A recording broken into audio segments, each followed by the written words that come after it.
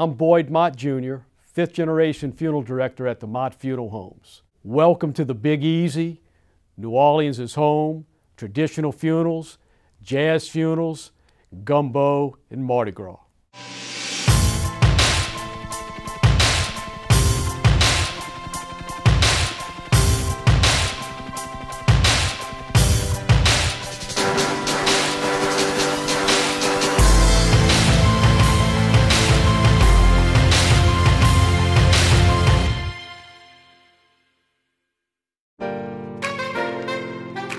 The Mott family came to the West Bank of New Orleans in 1895. The first Mott facility was called G. Mott and Company. It was located on Toulouse Street in the French Quarter. Guillaume Mott was the proprietor. His son Emile Mott saw opportunity on the west bank of the river and moved his operations and opened for business in 1895 here on the West Bank. And we've continued that tradition now for 124 years.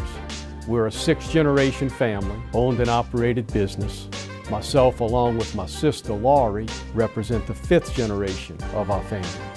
I'm blessed to have three children. All three of them are engaged in the funeral business. My two oldest girls, Nicole and Catherine, are licensed funeral directors, and the baby of the family is Bo, and he's a licensed funeral director and embalmer.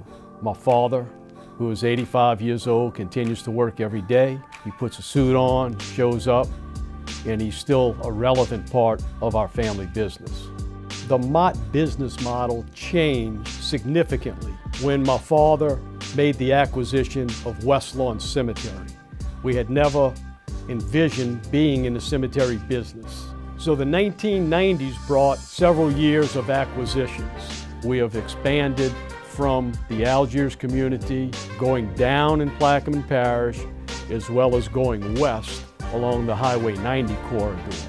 And so here we are today. We currently have 10 locations with 5 cemeteries. And they're all beautiful, well-maintained. The oak trees are beautiful. They cover the drive as you come in. We have individual family memorials. We have these beautiful tombs. We have indoor mausoleums and outdoor mausoleums. And there's indoor and outdoor niches and glass niches. We have many above ground and below ground alternatives. We're able to provide things that others don't. We have a Harley-Davidson hearse. It's absolutely gorgeous. Motorcycle enthusiasts, police, and the military really like to use the motorcycle hearse. And that's really helped us to provide the services that we do to the entire West Bank community. We've brought our businesses to their neighborhoods, and it's worked very well for us.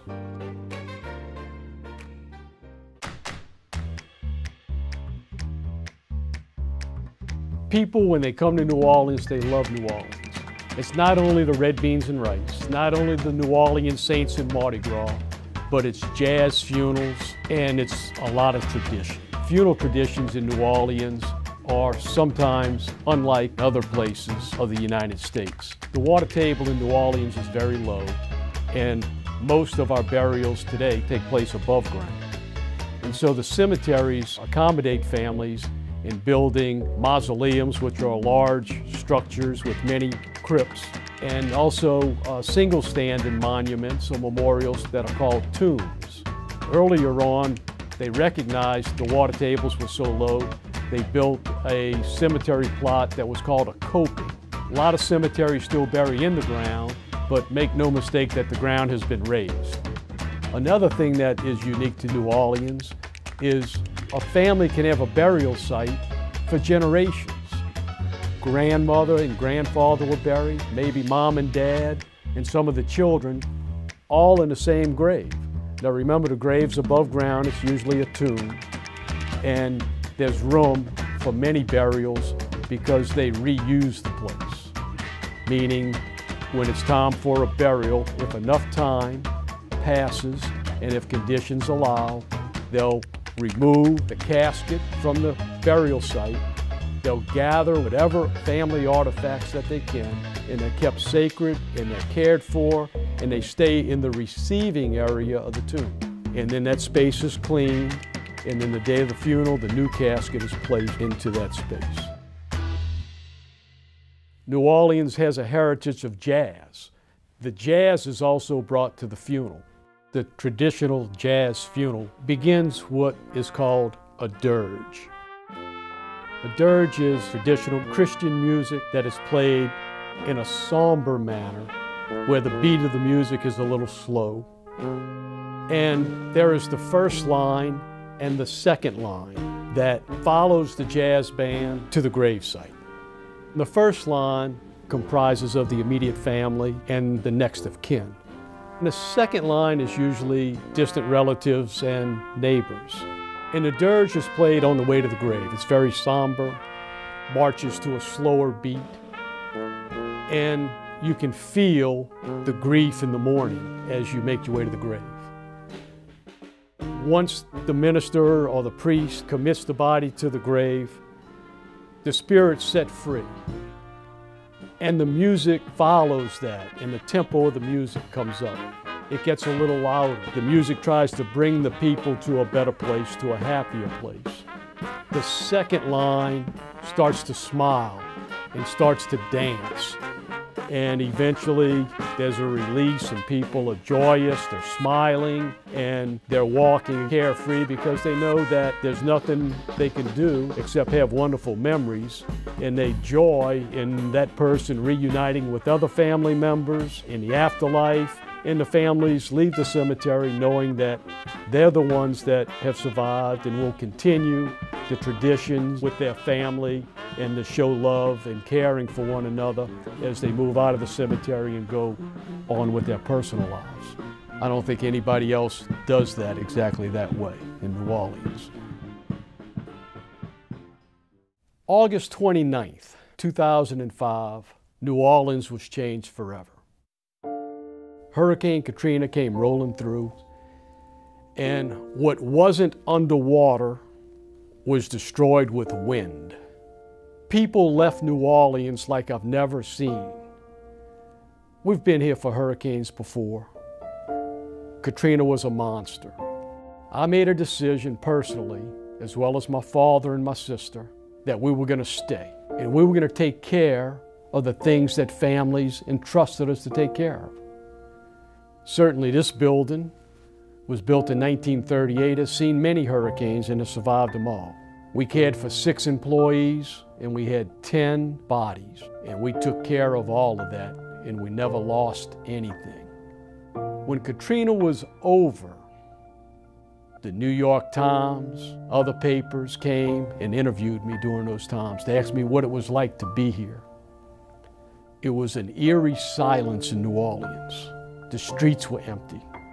Your neighbors were gone. You could hear the birds. You could hear the crickets at night.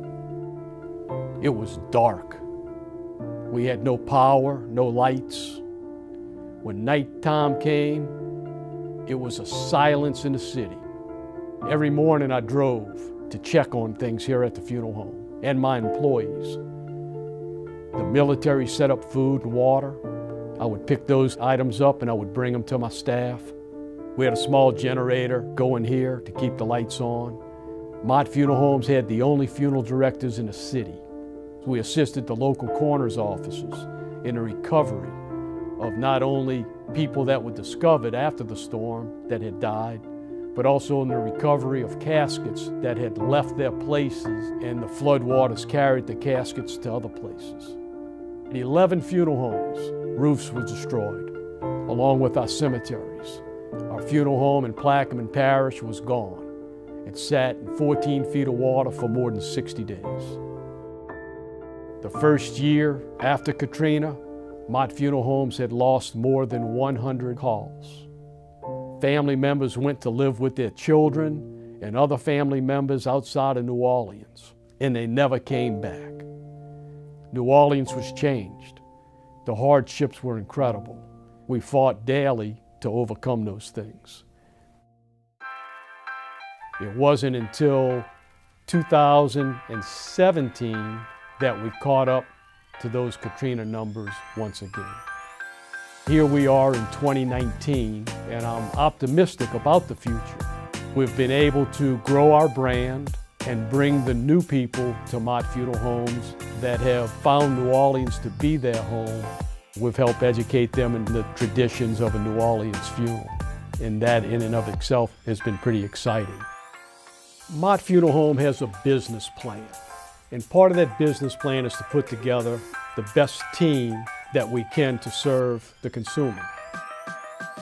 Mothe Funeral Homes pays attention to detail, and people come to the funeral and they thank us. Mama looks so much better than she did at the hospital. She looks so much better than she did at the nursing home. Thank you for making Mama look the way Mama's supposed to look. When they come to a funeral home and you meet or exceed those expectations, your traditions continue. We listen to what families say, and we do our best to provide memorable, meaningful services for these families. Thank you, Funeral Cribs. Stay tuned for the next episode.